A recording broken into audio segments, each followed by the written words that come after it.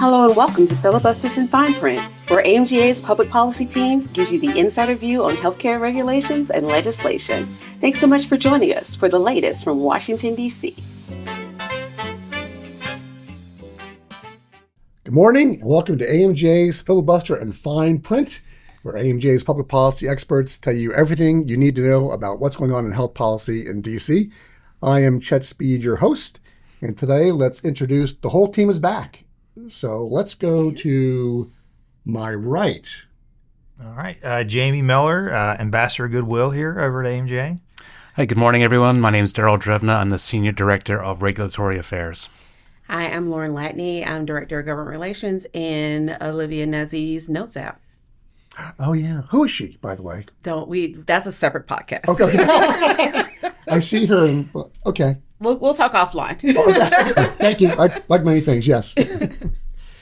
Alicia Sawyer, Government Relations Assistant. Okay.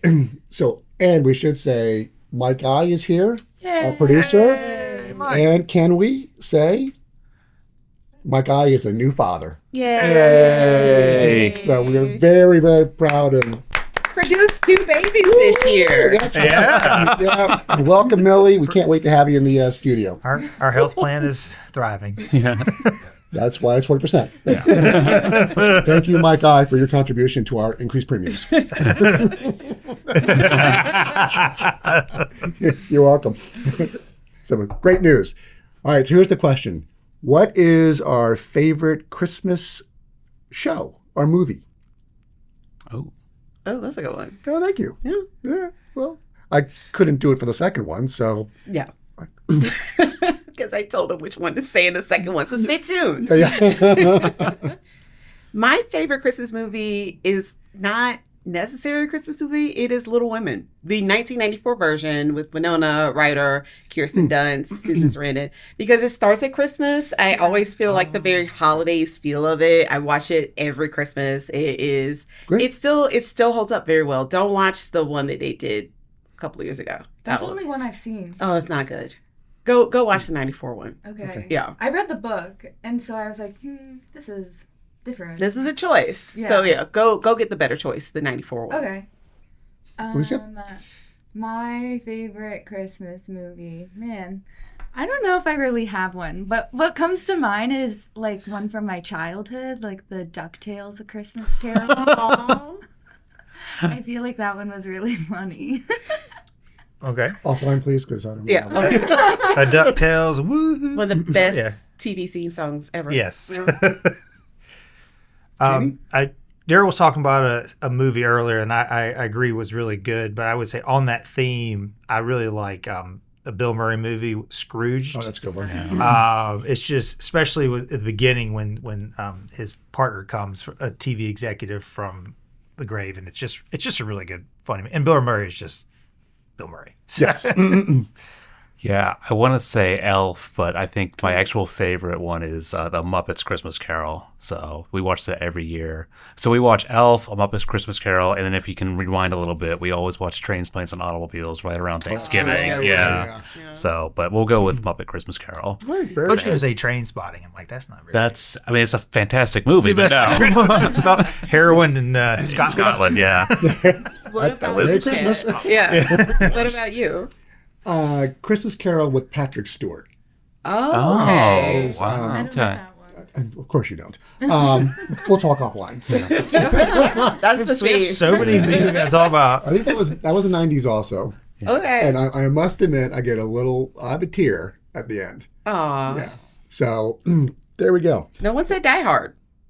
Oh, That's like everyone said, like we could have a whole podcast on how we have to talk about that every year. and Home Alone. We didn't say Home Alone. Oh, yeah. Yeah. Right, so that's, Mike, how about you? Anything? It would have to be Home Alone Home Alone? 2. Two is good. Is that the one with Trump? Is Trump in that? Trump Yes, is he in is. that one. Trump is in Yes, that he one. is. Yeah. Yeah, yes. I do like New York, so that's Oh, It is good. it's good. Yeah. And the Bird Lady. Oh, yeah, the bird Yeah, lady. And he's nice. Who Yeah. would have go known through so that much Trump's trauma. cameo led to becoming the president of the United States and looting her? Yeah, it's a And us direct- talking about him. Let's talk about it today. Yeah, we are actually We've going got like we have a themed Thank you for podcast. teeing that up, Like, Well, speaking of President Trump and his administration, we are going to talk about what's going on at HHS and CMS. There are some major themes that are coming out of CMS and HHS recently. Themes that we're going to talk about. It's interesting. So Daryl, of course, has his outline, and this is the hook for all of you all listening. This is the hook that's going to get you all to stay. Yeah. Today, we're analyzing a comprehensive federal policy update that reveals a clear, consistent strategy across 4 major areas. Let's break that down. That is our hook for you all to stay listening to us. And if that doesn't grab your attention, I don't know what will. we should just pack it up and join other podcasts. Let's go back to Christmas shows. Yeah. Okay. So there are 4 major themes that are coming out of CMS and HHS. Yes. And these are actually really important to our members. I'll just mention a few: shifting care to lower cost settings, supporting Medicare Advantage growth, scaling mandatory alternative payment models, and implementing market-based pricing mechanisms. And we're going to talk about every one of these in the remaining 13 minutes that we have, because we talked about Christmas for 5 minutes. Okay. I'm going to be so mad. He does look irked. No. All right. Well, speaking of Daryl, let's start with Daryl. And so this administration does seem to want to move care out of hospitals. You want to talk about that? Yeah, they are focused on making sure care is delivered where the same service might be able to be reimbursed differently depending on the setting, right? So there are 4 ways they're doing this under, if you want to call it a expansion of site neutral policies. If we want to, under that heading, you can talk about the 60% reduction for drug administration in outpatient hospital settings instead of physician offices. In the fee schedule, there is that practice expense, which was cut in half if services are provided in an outpatient department. If you look at those 2, over 10 years, CMS is estimating about $11 billion in savings by shifting services into office settings. And then, you get into the 25% efficiency adjustment. That's going to be applied to non-time-based E&M services. That gets really technical really quick, and it sounds like, what is he talking about? But really, this is a reduction in reimbursement based on what codes you're using, because CMS is assuming that providers can deliver the same care more efficiently because of advances in technology and experience and that sort of thing. So frankly, they're going to pay you less as you get more experience. They're going to save money that way. And then you get into things like, the recently finalized elimination of the inpatient-only list. Historically, there were a set of services that could only be provided on an inpatient basis, and CMS is going to phase that out, starting next year and through 2029. They're going to start with about 280-ish musculoskeletal procedures, and over 3 years, those services will no longer be required to be provided on an inpatient basis. So there's going to be, out in the community, physician offices, ambulatory surgery centers. That means, more procedures done on an outpatient basis. At the same time, CMS is finalizing an increase in the services that are under that ambulatory surgery center expansion. So, there's this whole push from CMS to get services out of the hospital setting and into either outpatient, physician offices or the community. It is purely a cost saving way to do that. Yeah, well, speaking of cost savings, so what does that mean for the budget neutral Medicare payment Yeah, system? if you're, they're taking from one side of the ledger and moving it to the other. So I think we've argued that we are systematically under reimbursing care, regardless of the setting. We're not paying enough for the care that's being delivered in Medicare.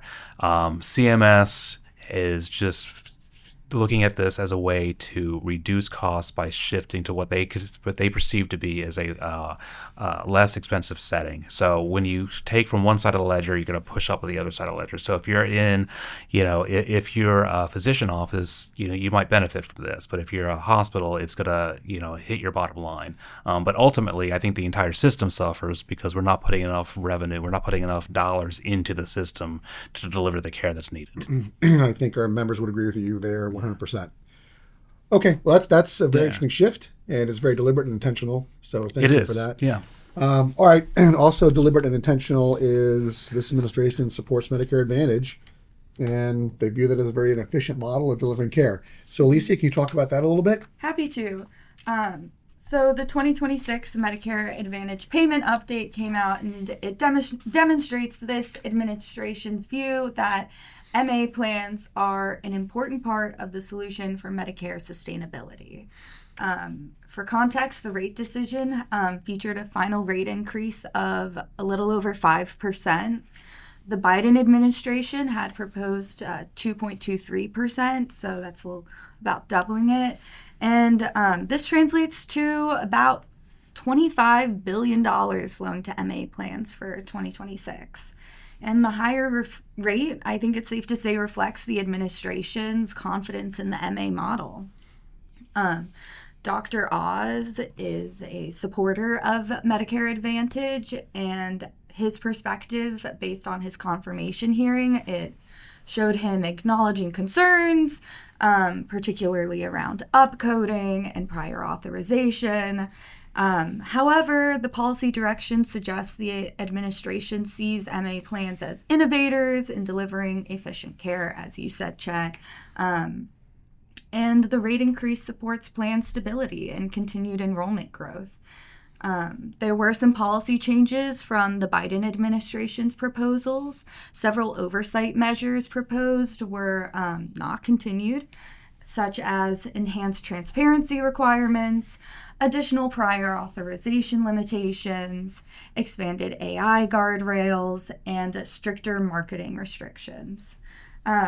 The strategic view of MA is the administration appears to view plans as private sector partners in managing healthcare costs effectively, with traditional fee-for-service Medicare becoming the benchmark to improve upon, while MA offers tools like care coordination and managed care to control costs and improve outcomes. All right. So this administration sees MA as part of their efficiency solution. Is that right? Yeah, exactly. Despite costing more per beneficiary in some analyses, the administration views the MA's care management infrastructure and risk-based payment model as the direction Medicare should move to, and the rate increase signals continued support for MA growth and stability. Well, that makes sense. I mean, when you think about it, MA was sort of recreated in 2003 by a Republican-passed, Medicare Modernization Act, and they've always supported MA. It's private sector and innovative, et cetera. So it does make sense. It'll be interesting to see if the $25 billion that flow to MA plans in 26 comes down to our members. I have a thought. I believe we all have thoughts. Yeah. Yeah, so that would be interesting to see where that money goes. Our members do support MA because it is stable and it does incentivize some good care coordination activities, but the plan's got to work with us. To Alicia's point, an increasing percentage of the Medicare population is in Medicare Advantage. It's more than 50% now, 55% now. So, it's where the patients are. Yeah, that's true. Yeah. It is. Not my parents. Oh, parent. Okay. Sad face. Okay. Sad face. Oh, no. So risk models.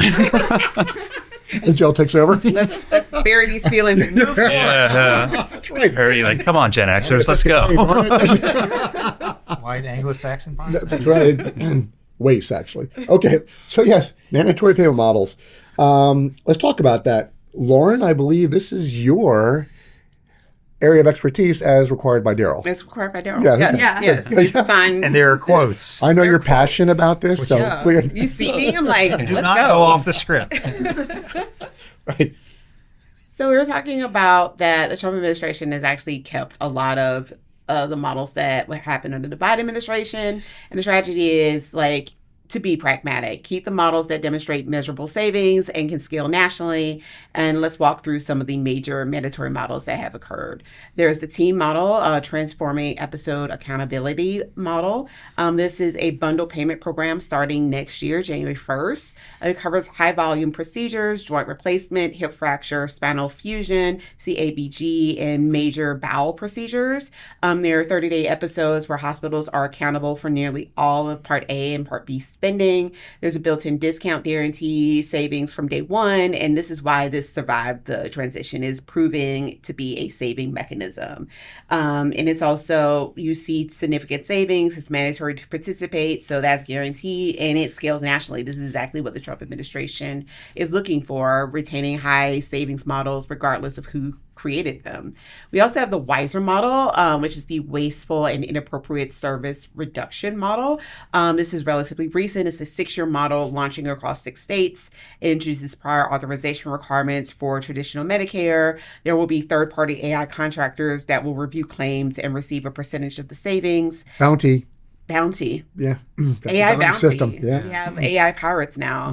They will target services with high variation, nerve stimulators, spinal procedures, skin substitutes, and focus on inappropriate utilization. This launches soon. And we're also kind of concerned about it because of the fact that, like, this is the first time that prior authorization has really been introduced into Medicare. In traditional Medicare, yeah. And that is a big deal. Big deal. Yeah, particularly when Dr. Oz, in his confirmation hearing, said prior authorization is a pox in the system. Yeah. Very spiritedly said he didn't like this. Pox spreads if you don't treat it. Says our ENT. Yeah.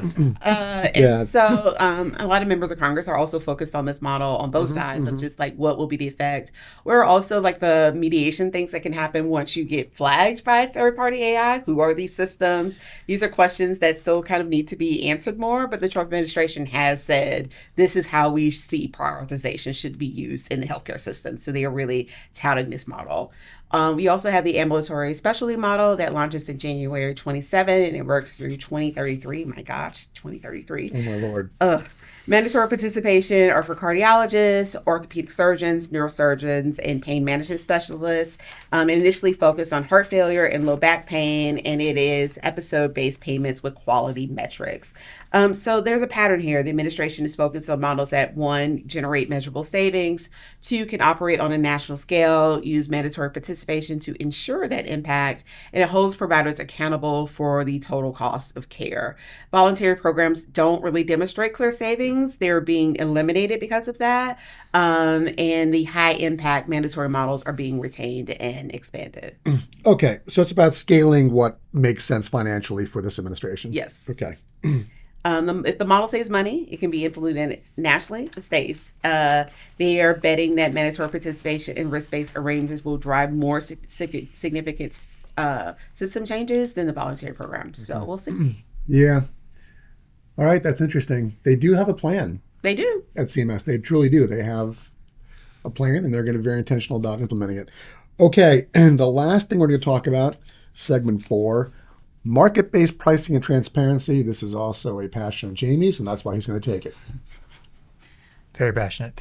I would say first, before we even begin this discussion, why is the administration, or what are they focusing on?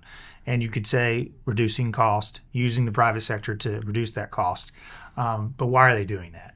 You could say Republicans are the party of fiscal conservatism. You could say that.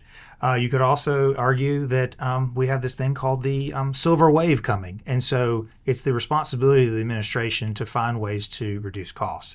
And obviously improve quality of care through the Medicare Advantage, but that's mostly talking about reducing cost. There's the executive order about price transparency and expansion. This builds on the 2019 Transparency Foundation, talks about hospitals releasing more pricing using the actual claims data within 12 look-back period. Also requiring officials name and MPI required in machine-readable files. So just more transparency so the patient and the consumer and the patient know what's going on. Also, there's a drug acquisition cost survey. CMS is surveying all outpatient hospitals from January to March, and the hospitals must report total acquisition costs by NDC and all rebates and discounts. The data could inform 2027 payment rates. And then another interesting thing is the DRG, the Medicare through Part A, is weighing using against Medicare Advantage rates. So they're basically saying hospitals must report the median negotiated charges with MA plans so that CMS will incorporate these rates into the DRG weight calculations by FY 2019. So this was originally finalized in 2021, withdrawn by Biden, but now it's reinstated. And this goal is to use market-based weights that reflect real-world negotiated prices. So the logic is that traditional Medicare has historically set rates administratively, but now this new approach during the Trump administration is let's actually use what the market is paying, primarily through the MA plan. And as Daryl mentioned, it's over 55% of the population is in MA, as a way of benchmarking things. If MA plans are negotiating rates with hospitals, why shouldn't those rates inform traditional Medicare payment? Okay, and so MA rates become the new benchmark. Is that right? That's the idea. Yeah, they want to inform what Medicare is paying under Part A by taking a hard look at what Medicare Advantage plans are paying. And that's a way to, frankly, push prices down because, Medicare historically has not done negotiation. Like Jamie said, it's, setting prices administratively through a variety of means. But now it's like, hey, we can sort of outsource this product or this process to the payers, the MA plans, and use some of their data to help us inform what we're going to pay in Part A. In hopes that they keep the system solvent. Correct. That is interesting, and again, a new yet intentional it's a change. Squeeze without really calling it a squeeze, because you have to be well versed and dig into the stuff to actually see how they're doing it. All right, I look at Alicia's phone. We're at 21 minutes. Oh my! So we need. Let's see. Daryl has 7 more pages. Why don't we wrap this thing up in any event? Goes to Christmas future. Let's do it. So what does this mean for AMGA members? The payment system under this administration is creating strong incentives to deliver care outside of hospitals. So you're going to have to keep that in mind through your negotiations and how you're setting up your care delivery models and working with payers and that sort of thing. The incentive is to shift care to the extent possible outside of hospitals. MA plans? The administration sees MA plans as partners in Medicare's future, and the rate increase provides stability for 2026. Okay. And Ms. Latney, Yes. our systems. Going to prepare for volume migration to outpatient settings and margin compression in traditional payment areas. Success will require strong ambulatory networks, efficient improvements in the remaining inpatient services, participation in these risk-based model arrangements where you can manage the total cost of care, and up to 2/3 of hospitals could see revenue pressure under these models. All right, fair enough. I know at AMJ we talk a lot about integration, making sure that the system medical group and the system itself works well together, because that's where you have cost savings and sort of financial partnership is possible. Okay, Jamie, for the system overall, what are we looking at? More care in the outpatient setting, MA beneficiaries growing numbers, traditional Medicare increasingly using MA rates as benchmarks, and mandatory risk arrangements instead of fee-for-service, and we've been hearing this for years. Okay, all right. Everyone's at risk. Everyone's at risk. Okay, well, sounds good. Let's see, one final thing. Please subscribe to Filibusters in Fine Print. It's not part of our goals, but we actually like it, so we hope you do. And two, if you have any questions about any of these regulatory rules or new themes, please contact Daryl at ddrevna@amga.org. Oh, wow. He would love to hear from you. That's Alicia laughs. And I guess that is... That's transparency for you. Daryl's just like cheesing over there. Like, Daryl really wants to. You should really Standing email by him. for your calls. The help desk is back. Oh my God. There's a whole podcast. Well, thank you all for listening, and hope you all have a very good day. Thanks for joining us for Filibusters in Fine Print. This podcast was brought to you by AMGA. For more information about AMGA's advocacy efforts, visit amga.org/advocacy.